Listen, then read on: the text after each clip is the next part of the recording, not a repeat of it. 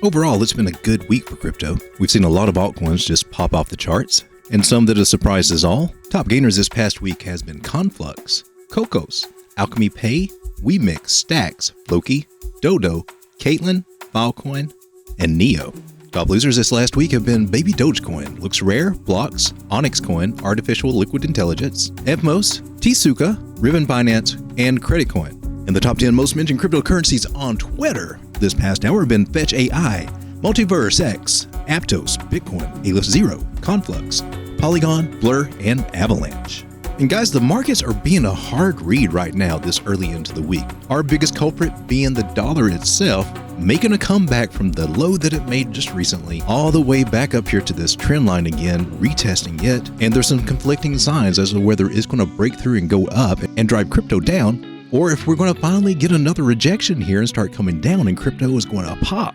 Well, you have to remember about the dollar is that we have to zoom out. So if we zoom out to the monthly, we can see that we're retesting support actually on the downside. And this is the orange line that we're bouncing off of. By the monthly chart, it appears that we found support here and we're trying to go back up. Now, the orange trend line that I have marked on the daily should give us resistance. If the dollar does get strength to break back into this zone, retest that, things are going to look rough. And what's got me concerned is this Ichimoku cloud. And you see how it got really thin here? Well, the next thing to pop up is green, which kind of signals strength to the upside. And even though our stochastics are kind of pinned to the top, momentum waves are coming to the top, as long as money flow is continuing to the upside, it's not going to be as big of a drop. And if money flow crosses this zero line, which is nowhere soon, but if that does happen, we're going to feel some pain. The signs that go in our favor is that the 100 did cross the 200 on the daily. That's a bearish sign, and we're in a rising wedge formation. And today we're starting to see some of that rejection, so temporarily we can get a leg down, but I'm very concerned in the long run that we may get a run back up, meaning that Bitcoin and crypto will struggle for their gains that they're going to get and struggle to keep those gains if this keeps happening. And when we jump over to the ES1, which is the S&P 500 mini futures, it's been in a symmetrical triangle. Did break to the downside, and so Wall Street's feeling some pain today. And this will continue coming down, and that's another indication that our dollar could be going up. Checking the total 2 now, which covers the altcoins, we came down, touched this measure move, found support there, broke back up into the pattern. Now that's good. So according to the charts, after we get past this area that we're having trouble with at about 600 billion, we break above that, we could be adding about another $50 billion to altcoins. One of the biggest things that is going to be helpful to altcoins is that the Bitcoin dominance is starting to drop. So we got some rejection here at this top at about 44.48%, coming back down to retest this trend line, and as it comes down to this 43.82%, you should see some good effects from altcoins. Now, if we break out of this channel and come down, we may be looking at a mini altcoin seasons, and altcoins may pop off, especially in the value against Bitcoin. That could be some welcome news to see this break down. And now with all that out of the way, let's get down to the top 10 cryptos, starting out with Bitcoin on the daily. You can see with Market Cipher that we've got a lot of money flow that just keeps coming in. Momentum wave is doing good. Stochastics are coming to the top, so we're coming to an area where we're finding some resistance, and that has been just a little bit over 25,000. So the daily's looking pretty good, and even coming down to the 4 hours actually looking pretty good. The only concern I have is this thickening Ichimoku cloud, which kind of acts like a magnet, which brings price down to it. So with our EMAs together up here, there's a chance that we could come down and retest either the 100 or 200 EMAs on the 4 hours. However, as long as money flow keeps coming in, those retests will not be nearly as severe. And so the shape that we've got going on right now is more like an ascending type triangle. And if Bitcoin can get enough strength this week to break out of the top of this triangle, retest it, we will have some more upside, which should take us to the top of this channel, so we could reach prices as high as 27,200. If you were to look at this as a measured move for a bull flag, our target would be about 28,166. But let's address the fact that this is an ascending triangle, and this top level could actually be resistance, knock on it enough times, get rejected, and then that would bring us back down to this thick cloud that we have to retest these lower EMAs. Now, some traders will play this as a range, taking shorts and selling here, or take longs down in this area. And that's a real possibility that could happen with this pattern. Some ranges that you might want to look at for playing that idea is that there is a 618 Fibonacci down here at 22,800. The 0.5 Fibonacci for this whole move comes in at 23,309, and the 382 is coming in at 23,726. Now, this overall move is a strong move. We'll more than likely just come back to this area. Now, that'll give us a chance to play a range and also possibly take advantage of a break to the upside. However, we start retracing more down to this range or lower, then expect us to pretty much be range bound, and there is an idea that it may not make it back up to this area here. So a lot of different ideas out there at the moment, because it's really uncertain whether we're getting ready to just take off. There's some indications that that could happen, or if we're getting ready to come down, and there's several indications that that's going to happen. The only thing that we know for sure right now is that when we zoom out, that we are in a rising channel. Now, this channel does have a 64% chance to break to the downside. However, we're not close to this trend line, so we don't have to worry about that at the moment. But at some point, the odds say that it comes down, and that could be as low as 19,800. We just have to be aware of that. But I just need to stress that as price is going up and indicators are going down, several of them, even market cipher, that is making bearish divergence, which presses price down. Hasn't been as effective because we've been in such a strong up move, but it eventually does play out. So just keep these things in mind as you're trading. It's not really the time, in my personal opinion, to go gung-ho, because things could go either way right now. Jumping over to Ethereum, you can see where we did have bearish divergence here on Ethereum.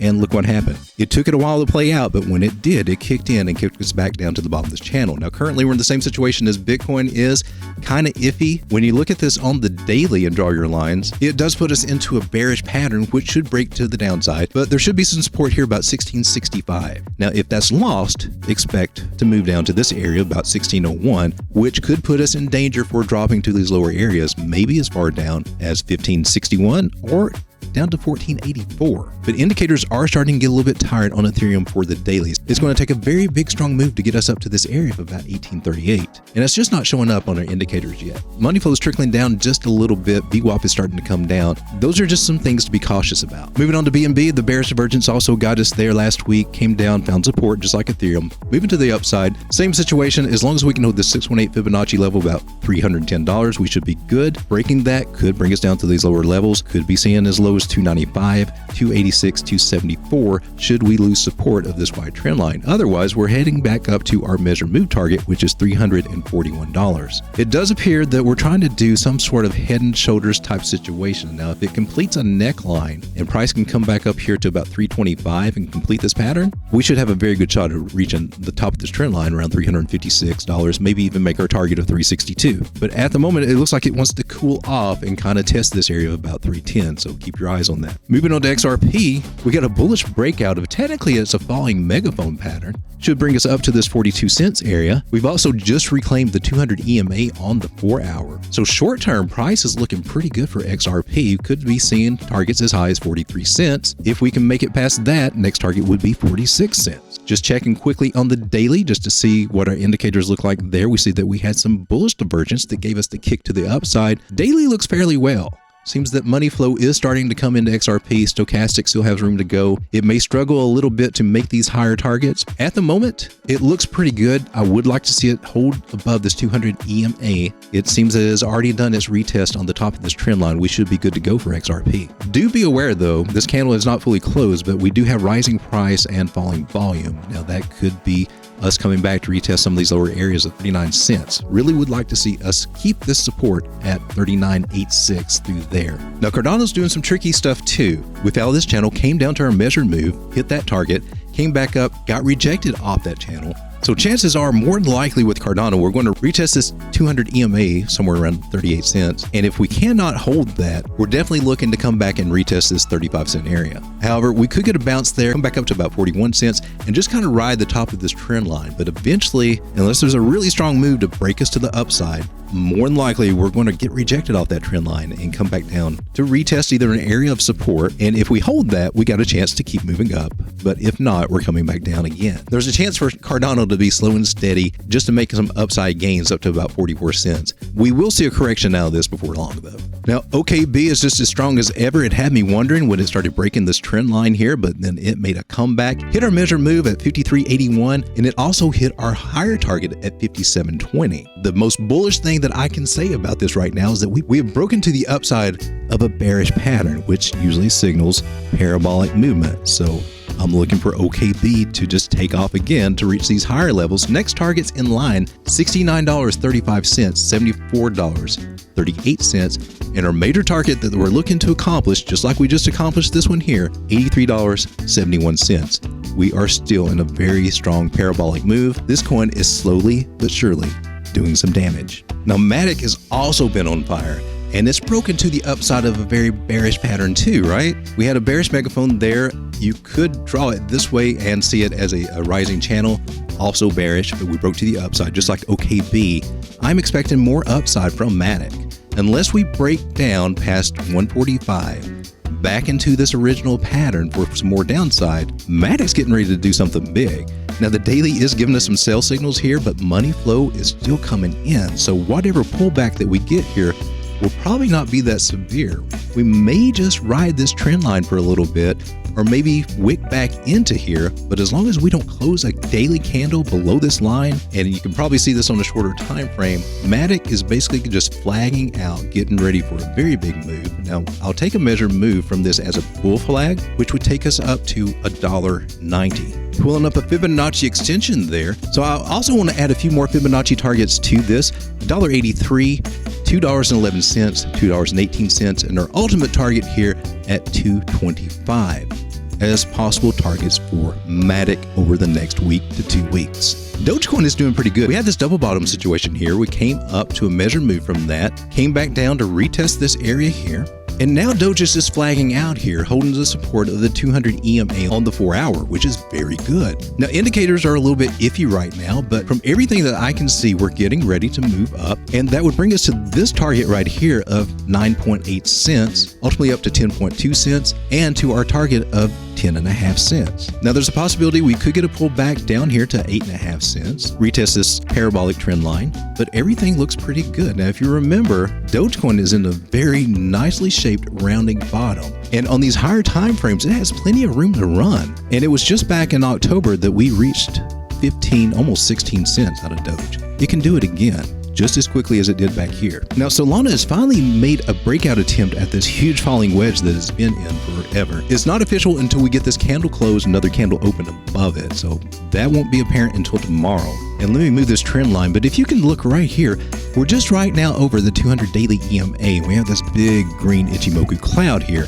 that could bring price back into it, or it could start thinning out and going to the upside. So there is some hope for Solana at the moment. If we look at this as a bull pennant, then we got a breakout there. There is a measured move, which would take us to a very nice target at $41. Now, currently we are struggling with the 618 area at $26.77. With enough juice, we can flip that to support, start heading toward these higher targets, $31.24, $33.39, $35.79, $37.56, and ultimately our measured move for the bull pennant, which is $41.05. Indicators for the day there are actually looking kind of bullish, so it's a very good possibility that we will see these higher numbers this week out of Solana. Moving now to DOT. Had a nice little bear trap right there. Broke back into a bearish pattern after finding support on the 200 daily EMA. Very big move. 50 moving average crossed over the 100 on the daily, getting ready to cross over the 200. We're about to see some more upside for DOT. Now, what we're really wanting to see is for a very bullish move to get us up out of this bearish channel, retest that, then we're looking for some serious price action to come from that. So 2 new targets that I'm going to put out for DOT will be $10.64, $11.14, but ultimately we are heading up to this 618 area, $12.72, especially if we get a move to the upside here. We could see that a lot quicker than you would think. Prices to add DOT to your bag if you don't have it already, maybe 686, maybe 708 if we get back down there. We might see 708 as a retest. And DOT could kind of flag out here for a little bit this week, and you might be able to get it in somewhere in the lower $7, but it's showing signs that it wants to do something much bigger soon. Thank you so much for watching today. If you could just please hit that like button on your way out, it would greatly help this show reach more people and maybe catch on just a little bit faster. Trade safely this week. It's going to be a little confusing, I think. There are lots of mixed signals out there, but there's some very nice bullish signals going on out there on some of these altcoins especially. Until next time, my name is Lane, and you've been watching Crypto Insight. If you like what you see, then please subscribe, eh? And if you like what we do, then smash that like button too. And if you love to drop your dough, leave a comment down below. I like radar crypto. I like radar crypto. I like radar crypto.